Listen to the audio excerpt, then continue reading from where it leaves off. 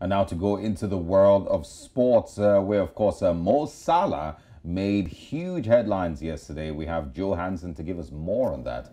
Good morning, Joe. Good morning, Olive. Good morning, Osage. Thank you, guys. Well, you just mentioned Mo Salah, and it's indeed a celebration mode for that Egyptian player and also Liverpoolians across the world because he has had a goal drought, especially for this season. But seeing him score 3 goals successively in 6 minutes is something that we should celebrate. But let's start off with the story right away.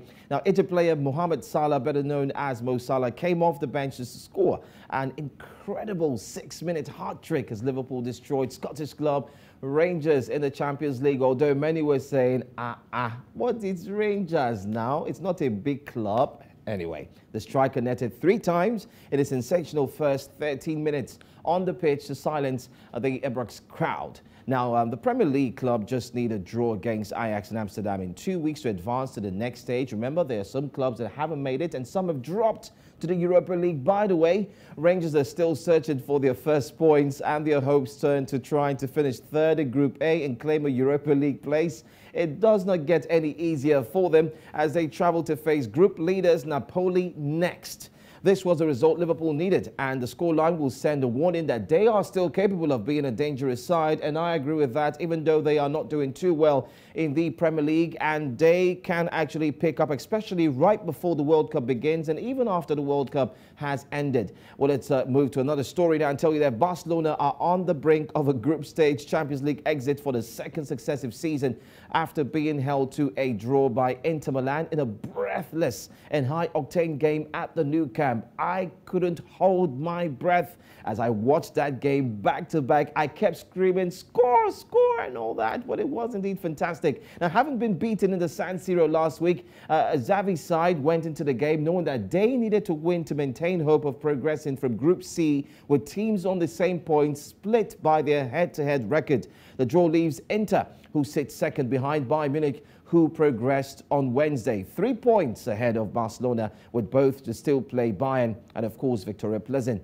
Now, this will be a big disappointment because the financial situation is indeed critical to the club, and so is advancing in the Champions League. It means many millions. It's now a big setback. Remember that Barcelona did have challenges with finances. They couldn't fund some players. One of the major challenges they had was that they couldn't keep Lionel Messi because they couldn't pay his wages, and therefore they had to let him go. They also had to let players like the one known as, what's his name, plays for Chelsea, by the way. I'm talking about Aubameyang. I'm also talking about other players that they couldn't keep. Remember, they brought some players from other clubs, and at the end they kept saying they do not have money. Now, how do you make money in football? One way you make money in football is to ensure that you play in top flight. You play in the big leagues, and the UEFA Champions League is one big league that you should stay in so you can make money from matches, for moving over to the next round, and also qualifying for the quarterfinals, semi-finals, even possibly get into the finals as well. But let's take a look at the results so far and see if there will be any hopefuls that will get out of that. Napoli beat Ajax by 4-2, and of course, like I said, Liverpool came ranging strong, beating Rangers by 7-1. It was indeed a fracker. Now, Atletico Madrid and Club Brugge actually ended 0-0. Bayer Leverkusen losing to FC Porto was indeed neck-breaking because it was quite surprising to see them lose. Barcelona actually drawn with Inter Milan 3-3, and Victoria Pleasant losing to Bayern Munich, no doubt 4-2. Great game by Bayern right there. It was indeed something to behold. Sporting CP losing to Marseille right there, 2-0, and of course Tottenham Hotspur winning Eintracht Frankfurt by 3-2. Let's take a look at fixtures as well in the Europa. Hopefully Barcelona doesn't get to the Europa, as many are indeed praying. No, they shouldn't. But Glimmet will take on Arsenal. Don't forget the first leg indeed, and Arsenal also proving that they are indeed a side to watch, especially picking up this Europa League and doing stronger in the EPL. PSV Eindhoven play in Zurich. Yes, that's another game to look out for. And in Group B, you do have AEK Larnaca taking on Fenerbahce, and of course Dynamo Kiev will play Reims. That's not a game to look out for. In Group C, Real Betis will take on Roma, where Jose Mourinho will be looking forward to celebrate. Hopefully he gets a win. Ludogorets will take on HJK Helsinki, and in Group D, you do have Union Saint Galua taking on Sporting Braga, and Union Berlin taking on Malmo FF. And before we leave, let's talk about Group E. Ammonia Nicosia.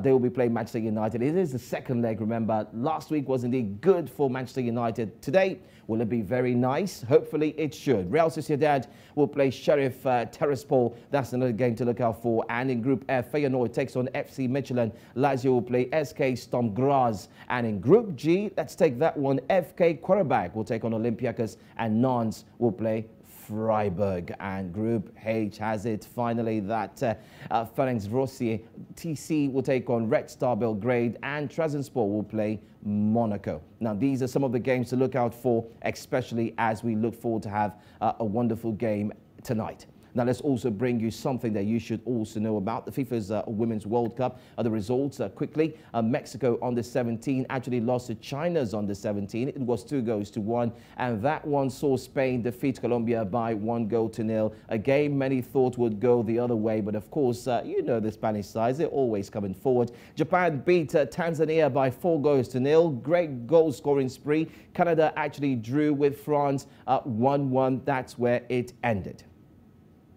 Let's leave football now and quickly wrap up with this story. Olympic and World 1,500 meter champion Kenya's Faith Kipyegon has once again been nominated for the 2022 Women's World Athlete of the Year award. Now, the announcement on Wednesday marked the opening of the voting process for the 2022 World Athletes of the Year ahead of the World Athletics Awards. 5 athletes will be shortlisted in November before the winner is announced on World Athletics social media platforms in December.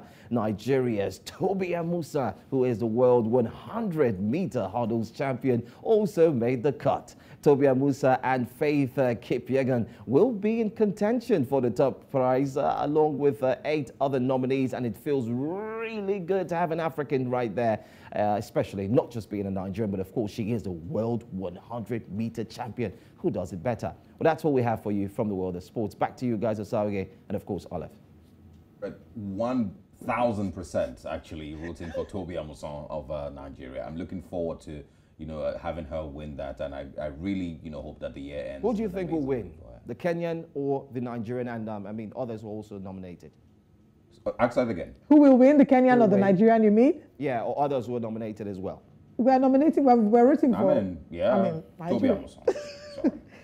Yeah, and congratulations to her on her national honors. We hope that would spur her, knowing that we're rooting for her, we're cheering her on. But at the end of the day, regardless of who wins, we are Africans. Absolutely. We are Africans. Africans are who. Thank you so much, Joe Hansen. Thank you guys for joining us this morning with sports.